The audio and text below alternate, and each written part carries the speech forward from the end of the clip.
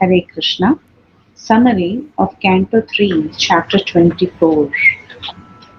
The Renunciation of Kardama Muni. Remembering the words of Lord Vishnu, Kardama replied to Devahuti.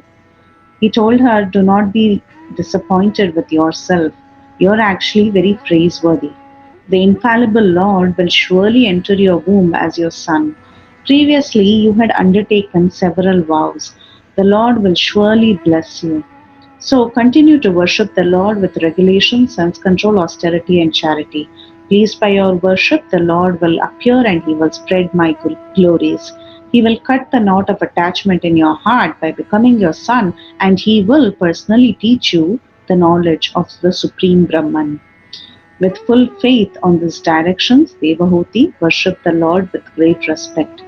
After many years, the Lord, who is like fire and wood, entered the semen of Kardama and he made his appearance.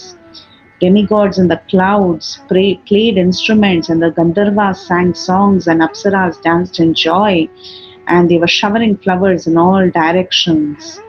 Brahma, along with Marichi and other sages, arrived at the place where the Lord made his appearance.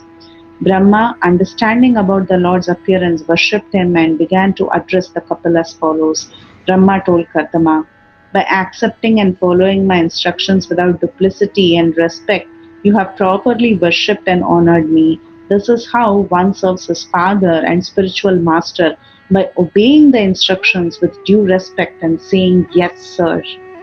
Your 9 daughters are very, very chaste, and they will increase this creation by their own descendants in various ways. Therefore, offer them to the foremost of the sages with due regard for the girls' temperaments and likings.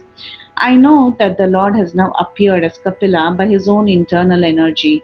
By mystic yoga with Jnana and Vijnana, Kapila with golden hair, lotus like eyes, and lotus feet will uproot the deep rooted desire for karma." Then Brahma told Devahuti, "The same Supreme Lord who killed Kaitaba is now within your womb. After cutting the knots of your ignorance and doubt, he will travel all over the world. He will be the foremost among the perfected sages. He will be approved by the acharyas of the Samkhya philosophy, and he will be known by the name Kapila, and he will increase your fame." After speaking like this, Brahma departed for Satyaloka in a swan courier along with Narada and the Kumaras. Then Kardama Muni offered his daughters in marriage to the 9 sages. He offered Kala to Marichi, Anasuya to Atri, Shraddha to Angira, Havirbhuhu to Pulatsya, Gati to Pulaha, Kriya to Kratu, Khyati to Bhrigu, Arundhati to Vasishta, and Shanti to Atharva. Kardama took care of the 9 daughters and sons-in-law for some time, and then later they all happily departed to their respective ashrams. Understanding that the Supreme Lord had descended, Kardama now approached Lord Kapila in a secluded place and offered his obeisances to Kapila. He told Kapila, "Your appearance in my house is only by your mercy. After many births, mature yogis, by complete trance in yoga, endeavor in secluded places to see your lotus feet. But by your own mercy, you have appeared here in our house to support devotees like me, not considering the negligence of ordinary householders like us.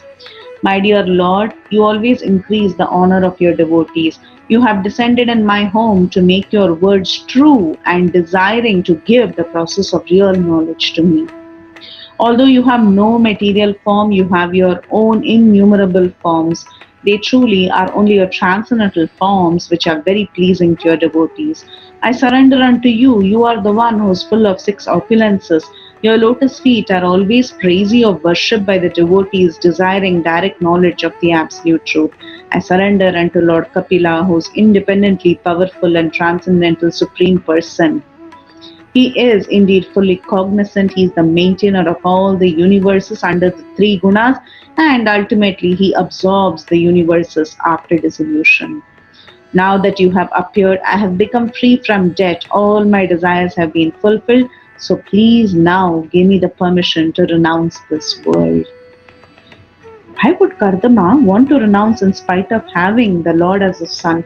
The reason is to follow Vedic injunctions that one should leave home at a particular age to avoid the mixture of Dasya and Vatsalya rasas, as as Kardama had fixed his mind on the Lord since his birth as a servant of the Lord. Now that Kapila was born, he didn't want the mixture of Vatsalya rasa with his Dasya rasa. And the third point is that the Lord will anyhow make him renounce. So why not Kardama renounces now itself? More important is to worship and remember the Lord constantly. So therefore, Kardama wanted to renounce the world. In response to what Kardama said, Lord Kapila began to speak to Kardama. He said, "Whatever I speak, whether directly or in the scriptures, is authoritative in all respects. I have appeared as your son because I promised you before that I will appear as your son. My appearance in this world is to explain the principles of self realization for those who are desiring freedom from material desires. This path was lost in time. I've come to revive this knowledge of Sankhya. Now, being requested by me, you go as you desire, surrendering all your activities to me, worship me for eternal life. Then you will always see me within your heart as the super soul by your intelligence. Thus, you will achieve the state of eternal life free from all lamentation and fear. I will also describe this knowledge to my mother Devahuti so that she will also attain perfection and she will be free from all fear." Kardama then circumambulated the Lord with a very pacified mind, and he at once left for the forest. He accepted Mauna Vrata, and taking complete shelter of the Lord, he wandered all around the earth alone, without fire and without shelter. He fixed his mind on the Supreme Lord Parabrahman, who is beyond cause and effect. He then became free from false ego, material affection, and he achieved self realization. His mind was perfectly calm like an ocean unagitated by waves. So, like this, he became liberated from conditioned life and he became self situated in devotional service. He saw the Lord seated in everyone's heart and he saw everyone existing in him. Freed from all hatred and desire, being equal to everyone, and by devotional service, Kardama ultimately attained the path back to Godhead.